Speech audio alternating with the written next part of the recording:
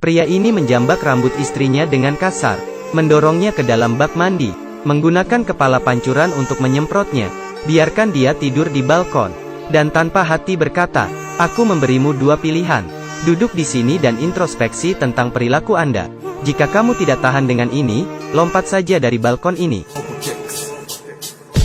Biarkan aku melihat apa yang akan kamu lakukan. Tidak menunggunya untuk merespon, dia mengunci pintu. Tidak peduli bagaimana wanita ini memohon, suaminya tidak peduli. Saat itu musim dingin, dia bisa mati kedinginan. Hidup dengan pria kejam sebagai Inpyo. Apa yang harus ia lakukan? Dia membungkus selimut di sekitar tubuhnya, dan duduk di lantai, memikirkan hidupnya yang malang. Dia adalah Jong Seo Yeon. Sejak menikah, dia seperti berada di neraka. Dia sibuk sepanjang hari. Setelah hari yang melelahkan dan pulang, dia selalu harus memperhatikan sikap suaminya. Setiap kali merasa tidak puas dengan sesuatu, dia menjadi kasar, pecahkan sesuatu atau bahkan memukul dia. Hari ini setelah kembali ke rumah, suaminya berpikir bahwa dia merusak sebagian model kapalnya. Aku bahkan tidak menyedot debu di area itu. Kamu tahu itu? Lalu mengapa ini jatuh? Jujur saja padaku, dia berhenti menyalahkannya. Tapi kita bisa menebak apa yang akan terjadi selanjutnya. Dia bilang dia tidak akan marah. Nyalakan speaker dengan tenang. Apa yang terjadi selanjutnya ditunjukkan pada adegan pembuka. Duduk di luar, dia merasa sangat dingin dan menggigil. Dan patah hati. Tidak ada yang tahan dengan pria ini. Seo Yeon merasa seperti dia tenggelam.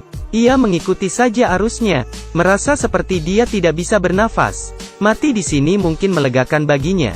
Tapi ini belum berakhir. Tidak ada yang mengerti apa yang dia alami. Suaminya bahkan dengan berani bertanya apakah dia merasa kedinginan di hari terakhir. Seo Yeon tidak mengatakan apa-apa. Hidup seperti ini, dia benar-benar ingin bercerai. Tapi suaminya tidak menerima ini. Karena dia adalah seorang psikopat yang manipulatif dan kasar. Ditambah lagi, sahabatnya Hijo adalah putri seorang chaebol. Dia harus menggunakannya untuk meningkatkan karirnya. Seo Yeon diundang untuk melakukan perjalanan dengan Hijo. Meskipun Hijo setuju, tapi hubungan mereka sebenarnya tidak baik. Itu adalah ucapan dengan hati tidak rela. Hijo selalu memandang rendah Seo Yeon. Setelah mabuk, Hijo mempermalukan Seo Yeon. Seo Yeon juga membalasnya dengan cara yang sama. Melihat ini, Inpyo marah padanya. Aku sudah muak dengan dia. Saya tidak melakukan kesalahan apapun. Inpyo meraih kepalanya seperti biasa, membenturkan kepalanya di wastafel. Seo Yeon langsung pingsan. Pria ini meninggalkannya sendirian dan pergi tidur. Seolah tidak terjadi apa-apa. Ada gesekan antara Seo Yeon dan Hijo. Sementara Hijo adalah klien suaminya. Tapi Seo Yeon tidak tahu itu. Hidupnya akan berbalik saat itu. Setelah bangun, Seo Yeon datang ke kamar. Dia duduk diam di tempat tidur. Dia mencoba untuk tenang. Dia menghargai pernikahan ini. Hanya pernikahan yang tidak bahagia. Dia berjalan di hutan sendirian di malam hari. Ada sungai di depan tapi dia terus berjalan menujunya. Dia ingin bunuh diri. Untungnya Jae-hun melihat ini dan menghentikannya. Seo Yeon menolak bantuannya. Tiba-tiba terdengar suara keras.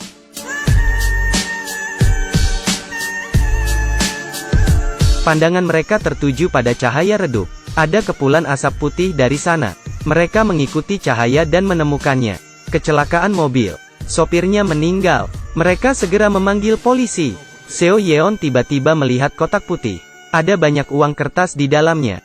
Dia mengamatinya. Ada lebih dari 10 kotak seperti itu. Jae-hun memeriksa dan menyadari uang kertas ini asli. Pertama kali melihat ini, Jae-hun tidak tahu harus berbuat apa. Kali ini Seo Yeon dengan tenang memberitahunya. Itu bukan uang bersih.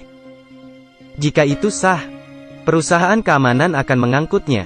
Ini mungkin terkait dengan narkoba, perjudian. Tidak ada yang melihatnya.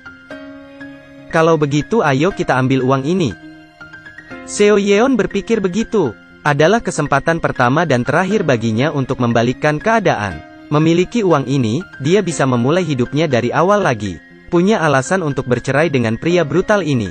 Menghentikan pekerjaannya sebagai pembersih rumah tangga. Dalam keadaan ini, setelah dia berkata, Jae-hun dibujuk. Di mana kamu akan menyembunyikannya? Mulai sekarang, kita adalah kaki tangan. Jika itu kamu, apakah Anda akan menelepon polisi atau menyimpan uangnya? Seo Yeon dan Jae Hoon memilih untuk menyimpannya. Setelah menghitungnya, mereka menyimpulkan ada 9,9 miliar won. Diangkut dengan cara yang aneh seperti ini. Berarti itu pasti uang gelap. Untuk menyembunyikan ini, Seo Yeon menyuruh Jae Hoon untuk mengambil mobilnya. Dia ada di sana untuk mengatasi kekacauan itu. Saat dia memindahkan kota-kota ini, dia menemukan batu dengan darah di atasnya. Orang mati itu berbaring di sisi yang berlawanan. Dia mengikuti noda darah dan menemukan tubuh kedua. Orang-orang ini terluka parah. Jangan bergerak, aku akan membantumu memanggil ambulans.